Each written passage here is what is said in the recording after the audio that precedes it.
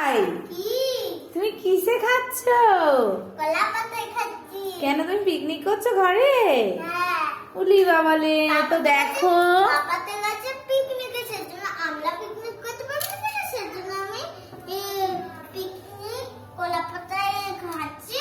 আর খাসির মাংস আর মাছের তরকারি আর কি যেন বেতো শাকের বেতো শাক, বেগুন দিয়ে বেতো শাক ভাজা, আর ওটা উচ্ছে দিয়ে আলু দিয়ে বেগুন দিয়ে একটা চচ্চড়ি।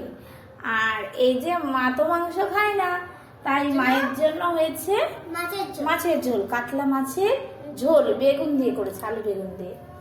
আর আমাদের জন্য খাসির মাংস। তো দেখো বন্ধুরা, তো আমার মেয়ের এখন শখ হয়েছে যে কলা পাতায় ঘরে পিকনিক করবে, কারণ ওর পাপা গেছে পিকনিকে, তাই আমরা ঘরোয়া ভাবেই পিকনিক করছি। তো বন্ধুরা, টাটা টাটা দিয়ে দাও শোনা।